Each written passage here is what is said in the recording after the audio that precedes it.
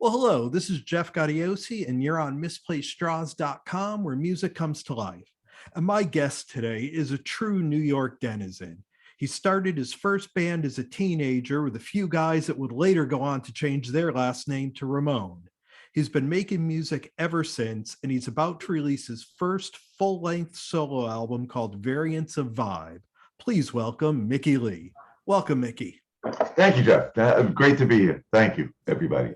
So, Variants of Vibe, it's credited to Mickey Leigh's musical mutations. Mutated music. Yeah.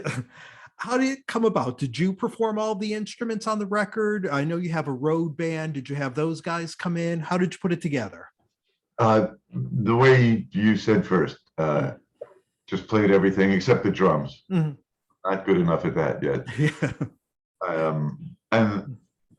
My bass player, well, Wes, who the bass player I have playing with me now, wasn't here yet. He was still living in Florida. But I don't know if that would have made a difference at that point. I just wanted to get these songs, recorded. Mm-hmm. And, I just figured I could play all these things. I started out as a bass player.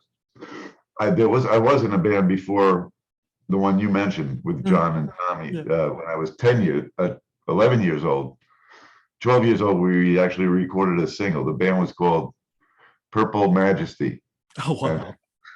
And my brother took us into the studio. He was 16, acting as the producer, and we recorded a single that was put out by Norton Records a few years ago. But I'm sorry, I forgot your question.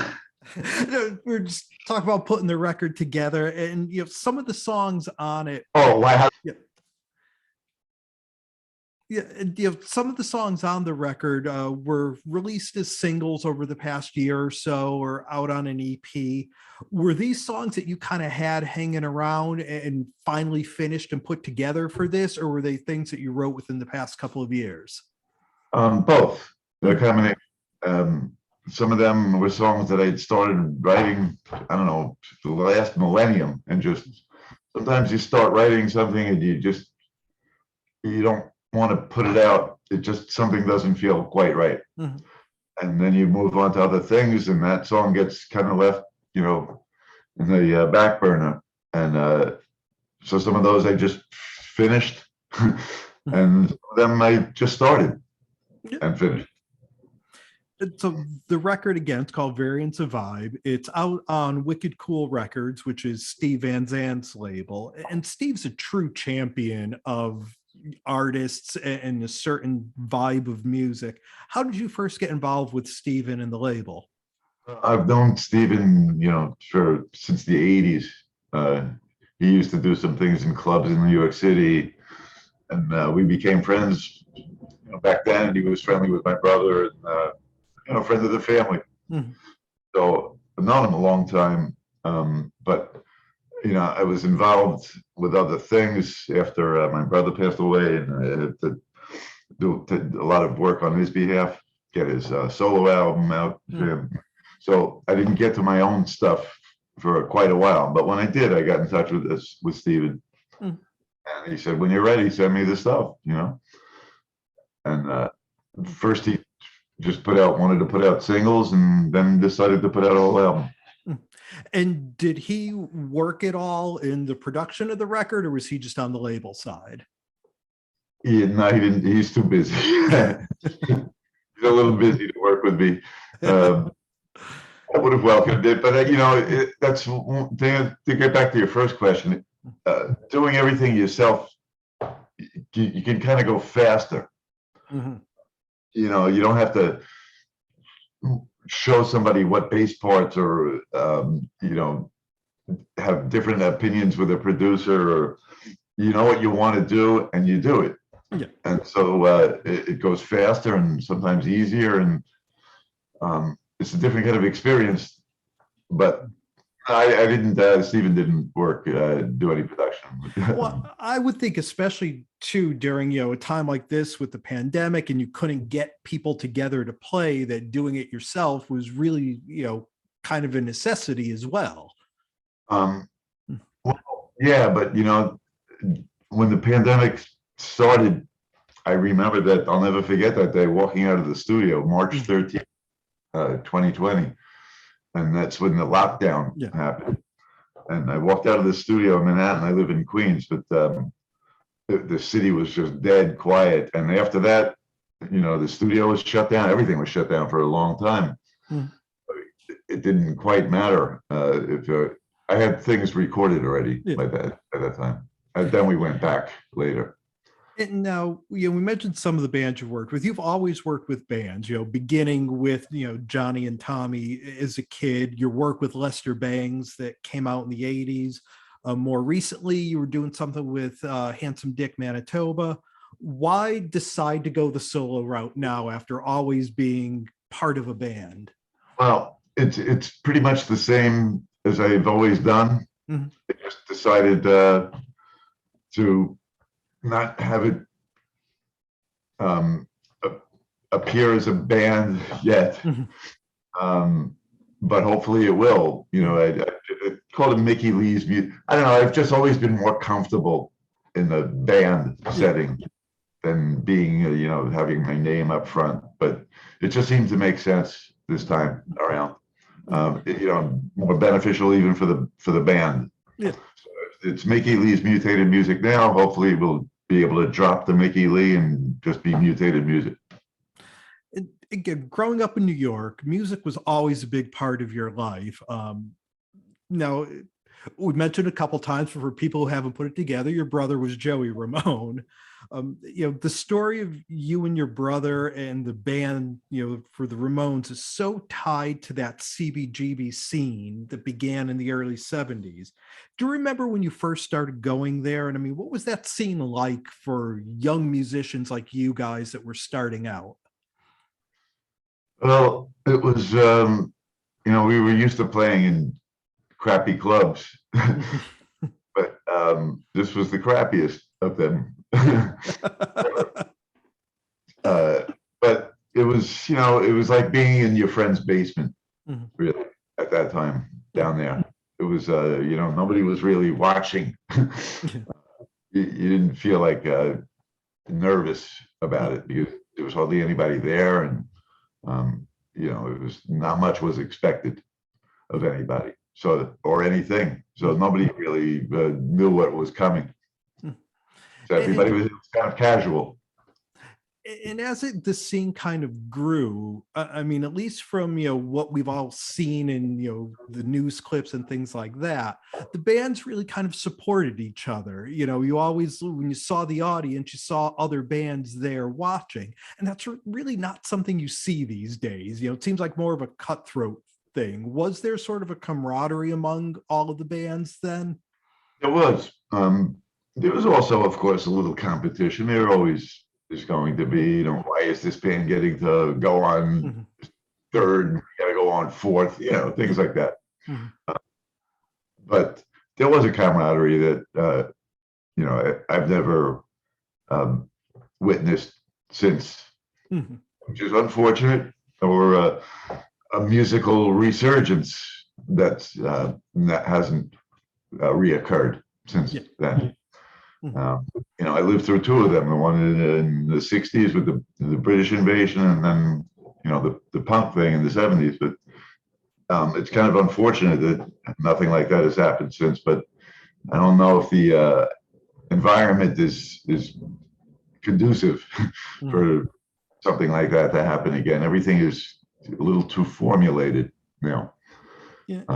Well, and I think now too, everybody, everyone makes music in their basement and puts it online rather than going to a club and playing it live. It's a very different thing. You can't create a scene when you're by yourself online anymore. No, but in perspective, it's sort of similar. There were a lot of bands playing in clubs. There were a lot of bands giving demo tapes to labels. One way or another, you had to find a way to, rise above to get the attention of people. So in that way, it's you always have to try to find a way to get attention, from people, because there were so many other bands, whether it was just pre-internet or now. Yeah. So in that respect, it's the same, but it is a lot harder now to find a way to grab people's ears. And back in those early days, when the Ramones were first starting, you worked as the road manager for a few years. And, we all heard stories after the fact about, the contentious relationship between Joey and Johnny and, Dee Dee's drug use and how it affected the band. But as someone who was there, what were the relationships between those guys really I like? really don't want to go there in this interview, Jeff. But that's a whole other topic than the album and the band and all that, The other thing that you're working on as well is you had a book out called I Slept with Joey Ramone that's being made into a movie with Pete Davidson starring as your brother. Can you give us any updates on how that's going? And did you know Pete before this? No, I didn't know Pete. I had just seen him on Saturday Night Live and thought, this guy seems like one of my old, friends from Forest Hills. Just seemed like the guy who lived down the block, But, I'm hesitant to talk about that as well because I've been around the block with this a few times already with the Fox Searchlight. This looks real good. Look good that it's happening. They're working on the screenplay. And I'm hopeful it'll go into production, but I don't want to commit myself to much more. Yeah. And one of the things that you were always known for over the past stretch of time since we lost your brother was the Joey Ramone birthday bash in New York. You always got top players and people like that coming in, and of course with the pandemic couldn't play live at all. Do you see yourself getting back to putting on a show like that eventually? I'm right in the process of trying to decide what to do about that right now. So I don't know. I spoke to a few people last night just to feel it out to see if people were willing to travel, and I was hesitant to ask people to come. Yeah. When I start working on that thing, I would have been started like in January, trying to throw the net out to see who might come, and you have to put reserve the date at a club well in advance. So I didn't know it, things were so uncertain. I just didn't know. So I'm kind of behind the time clock already with that. I don't know. I'll see. Not sure. Yeah, and speaking of kind of playing live, now that the record's out, do you think that you'll be able to play any shows with your band, whether it's in the New York area or even kind of branching out to a little bit of a bigger tour to get this music out there? Well, we're doing a record release show at a place called East Berlin on down the Lower East Side on the 24th. That's in 7 days. Yep. And so we're doing that, and then it seems that things are improving, so we want to play, so hopefully we'll be able to do, maybe with some other wicked cool bands or something, but we want to get back out there and support this album. Absolutely. And it really is a good record. I mean, I've listened to it quite a bit since I was able to get a copy of it. I mean, it's just a great rock and roll record, which we don't have enough of these days. And, we talked about this a little bit at the beginning, but, is your plan to sort of see this morph into more of a band and just keep putting out music and getting back onto it? Absolutely.